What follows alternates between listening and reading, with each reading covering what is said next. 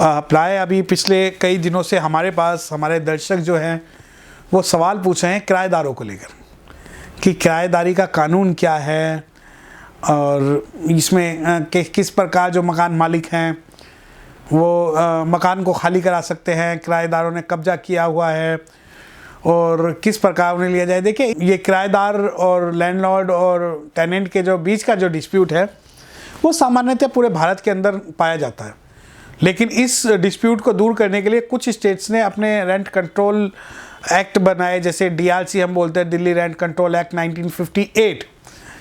इसके अंदर जो है जो भी किराएदार किसी मकान में रह रहा है उसकी किराए की जो कीमत है वो 3,500 से कम है तो वो पिटीशन जो है दिल्ली रेंट कंट्रोलर के पास फाइल करेगा। और इस प्रकार के जो रेंट कंट्रोलर हैं वो पूरे स्टेट्स में अलग अलग स्टेट्स में अलग अलग हैं और उन रेंट कंट्रोलर का जो फीस है वो भी, यानी रेंट की जो अमाउंट है वो ऊपर नीचे है तो फिक्स नहीं है। दिल्ली के अंदर जैसे हम बात करते हैं कि अगर 3500 रुपये तक का जो किराया है वो तो दिल्ली रेंट कंट्रोलर के पास जाएगा और दिल्ली रेंट कंट्रोलर हर डिस्ट्रिक्ट में है। दिल्ली की जितनी भी 9-10 डिस्ट्रिक्ट्स हैं उन सब के अंदर जो है एक दिल्ली रेंट कंट्रोलर बैठे हुए हैं और ARC भी हैं उसमें।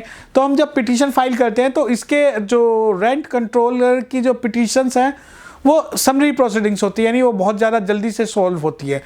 लेकिन समस्या जब आती है जब 3500 रुपये से ज़्यादा का किराया, दिल्ली के अंदर अगर 3500 रुपये से ज़्यादा का जो किराया होगा तो हमें suit for recovery as well as suit for possession डालना होगा, suit for recovery of rent and possession of land जो आपके ओनर है।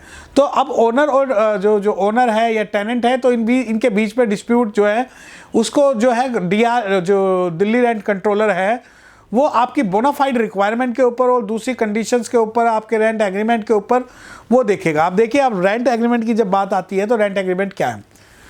सामान्यतः सबको लगता है कि जो रेंट एग्रीमेंट है वो रजिस्टर्ड ही होना चाहिए, परंतु ऐसा नहीं है। 11 महीने से कम का अगर कोई रेंट एग्रीमेंट है तो वो भी वैलिड है और 11 महीने से ज़्यादा अगर आप रेंट एग्रीमेंट कराते हैं तो आपको वो एग्रीमेंट जो है वो रजिस्टर्ड कराना पड़ेगा और उसकी रजिस्ट्रेशन की फ़ीस भी 1,000-1,100 रुपये और प्लस रेंट है, रेंट का कुछ जो परसेंटेज है वो हमें डिपॉजिट करना होगा, तभी हमारा रेंट एग्रीमेंट रजिस्टर्ड होगा।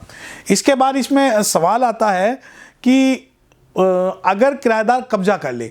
देखिए, अगर किराएदार कब्जा कर ले तो आपको इविक्शन पिटीशन जो है रेंट कंट्रोलर के सामने फाइल करनी होगी और आपकी रिक्वायरमेंट पर, बोनाफाइड रिक्वायरमेंट्स पर और जो टर्म्स कंडीशन ऑफ एग्रीमेंट है उनके आधार पर जो कोर्ट है वो आपके फेवर में ही अपना जजमेंट देगा। और सबसे बड़ी बात यह है कि ओनर की ओनरशिप पर कोई भी किराएदार उंगली नहीं उठा सकता।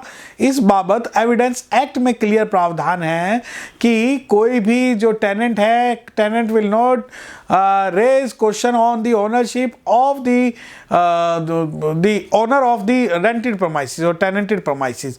तो ये है, अगर किसी को लगता है कि आपके पास जो है ओनरशिप के डॉक्यूमेंट्स नहीं है तो आप अपना मकान नहीं खाली करा सकते, ऐसा नहीं है। अगर आपके पास ओनरशिप के डॉक्यूमेंट्स नहीं है तो भी आप अपना जो मकान है वो बोनाफाइड रिक्वायरमेंट्स पे और जो दूसरी रिक्वायरमेंट्स है दिल्ली रेंट कंट्रोल के अंडर में उनके आधार पर अपना करा सकते हैं। और इस बाबत आपके मन में कोई भी संदेह हो, शक हो, शुबा हो तो हमें आप कांटेक्ट कर सकते हैं, हमें इनबॉक्स में लिख सकते हैं, हमें मेल कर सकते हैं, हमें व्हाट्सएप कर सकते हैं। आपकी समस्याओं का समाधान हम करेंगे।